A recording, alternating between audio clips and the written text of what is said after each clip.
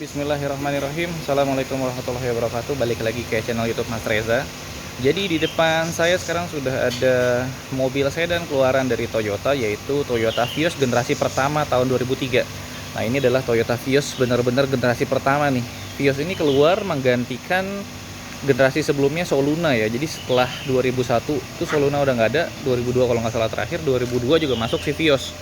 Dan ini adalah merupakan sedan yang cukup konvensional di zamannya ya, karena digunakan sebagai mobil taksi juga. Artinya kalau mobil itu bisa dijadikan taksi, mobil itu irit, kedua bandel, ketiga spare partnya juga gampang.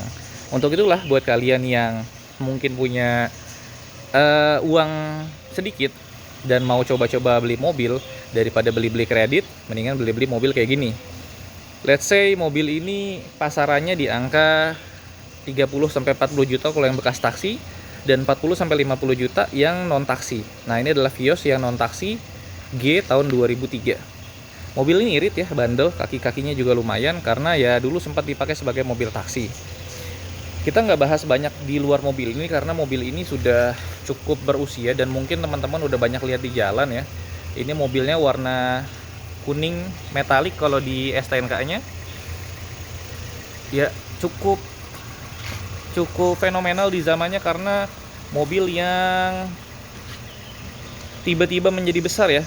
Jadi kalau kita lihat kan dulu Soluna, Corolla, Honda City Z, dan juga mobil-mobil sedan di kelas lainnya tuh kecil-kecil gitu, pendek-pendek. Nah, ini mulai dari Vios generasi ini menjadi besar. Kemudian juga ada Honda City, kemudian Baleno. Jadi benar-benar membesar tuh, jadi agak kembung. Kita nggak bahas banyak lah ya, sedikit aja ya. Depannya kayak gini, lampunya ya di zamannya masih pakai kristal multi reflektor. Yang Vios G ini sudah ada fog lamp ya, kalau yang Limo itu nggak ada ya. Dan kemudian spionnya sudah elektrik, yang Limo itu belum. Di sebelah kanan dan kiri bodinya ada side body molding yang sewarna dengan body. Kemudian juga handle-nya warna chrome dan model ditarik. Jadi di Toyota nih duluan nih ya ditarik, sementara di Honda bahkan sampai Honda Jazz ya tahun 2009 tuh masih dicungkil. Well, itu nggak masalah sih. Kemudian juga bannya depan belakang sudah menggunakan cakram. Di bagian belakang lampunya ini sudah dikasih kaca film. Harusnya dia juga masih pakai kristal multi reflektor. Dia punya bagasi yang cukup besar. Nah, Vios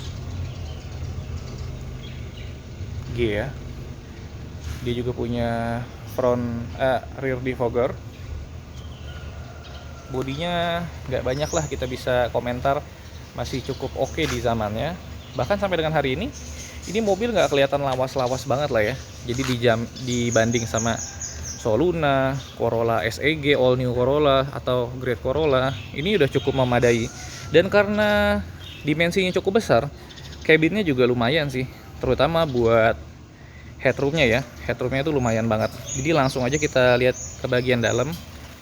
Ini mobil masih CBU ya. Jadi tahun 2003 masih CBU.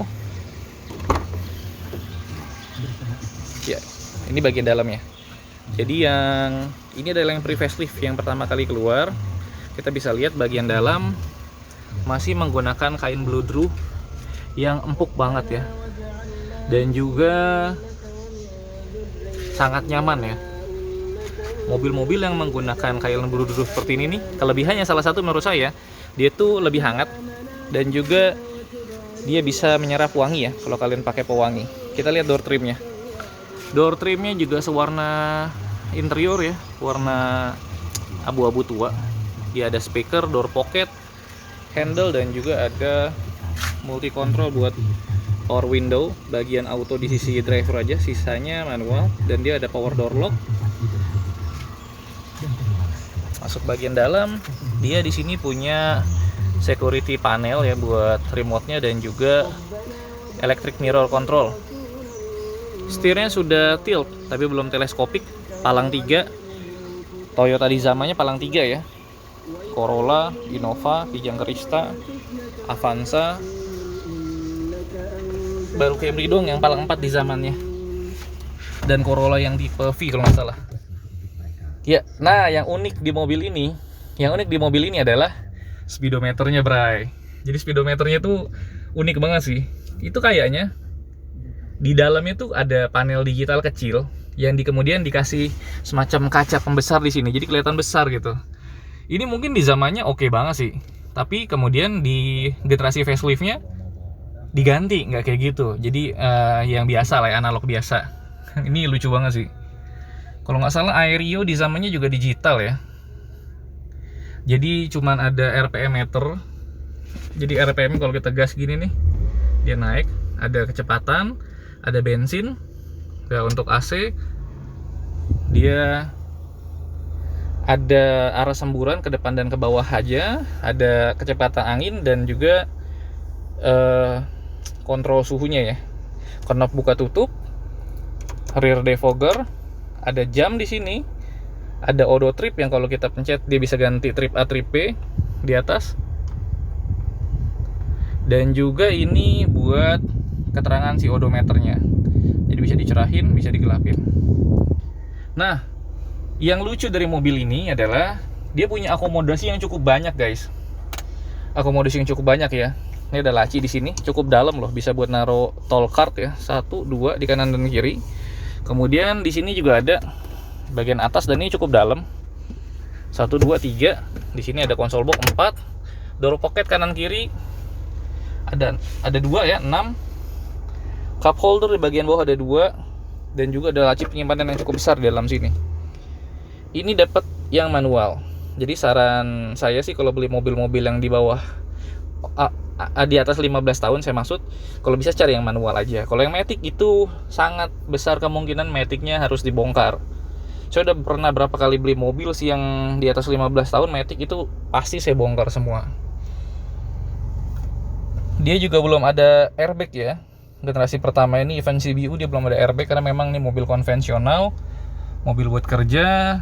Kemudian sun visor dia punya dan juga punya vanity mirror, tapi belum ada kacanya, belum ada lampunya, sorry. Lampunya cuma 1 ya di bagian tengah mobil ini. Kita bisa lihat di belakang. Nah, ada diganti juga. Dan mobil ini belakangnya headrestnya masih fix, tapi ya joknya masih empuk ya, masih tebal di zamannya. Dan space-nya di belakang tuh lumayan lah ya, karena memang ini mobil diperuntukkan untuk konvensional, jadi ya harus dibuat nyaman. Dan ini ya to be honest, ini sangat lebih nyaman sih dibanding lo beli LCGC ya, mungkin sekelas Agya, Ayla itu. Karena Agya sama Ayla itu gue pernah pakai buat jarak jauh di belakang itu, buat orang yang tinggi badannya 170 ke atas kayak gue tuh sempit banget. Dan mobil ini kita bisa lihat ya, headroomnya itu luas banget. Ini gue tinggi 176 lebih sekian ya. Ini masih ada 1 jengkal gitu. Nah, kenapa gue iseng beli mobil kayak gini? Karena sekarang kan bulan Ramadan nih, dan biasanya kalau bulan Ramadan tuh banyak tuh orang-orang yang dapat uang mau nyobain tuh dari beli motor ke beli mobil. Nah, ini masih banyak peminatnya sih, terutama orang-orang yang mungkin baru pertama beli mobil. Nah, ini bisa jadi pilihan ya, karena sekali lagi ini mobil irit, perawatannya gampang, dan juga cukup kuat, durable. Akomodasinya banyak, dan yang paling penting mobil ini masih orisinil dan bukan bekas taksi. Kilometernya masih 150 ribuan, kita coba cek ya, trip 150 ribuan ya. Jadi kalau mobil taksi itu sudah pasti di atas 300 ribu mobil kayak gini. Nah, kalau mobil sedan kayak gini kilometernya tuh umumnya kecil-kecil, karena memang sedan dipakai dalam kota. Kalau luar kota itu paling ke Bandung sih, nggak sampai ke tempat-tempat yang lebih jauh. Kita coba ke belakang ya. Ya, lihat nih, ini bagian dalam mobilnya. Kita coba lihat, bentuknya seperti ini ya. Cukup temporary sih menurut gue, temporary. Nah, kita lihat bagian belakang. Ya, bagian belakangnya seperti ini. Ya, jaraknya cukup luas ya, dengan tinggi gue 176 dan posisi duduk gue tadi itu masih cukup luas. Di bagian belakang juga door trimnya sama ke bagian depan, cuman di bagian belakang ini Door trimnya belum ada speaker dan juga belum ada door pocket. Jadi benar-benar cuma handle. Ada blow-through di sini dan juga power window serta tuas pembuka pintu. Bagasinya lumayan besar di bagian belakang. Umumnya sedan pasti besar-besar seperti itu. Oke. Terima kasih telah menonton. Jangan lupa dikasih like dan di subscribe channelnya. Assalamualaikum warahmatullahi wabarakatuh.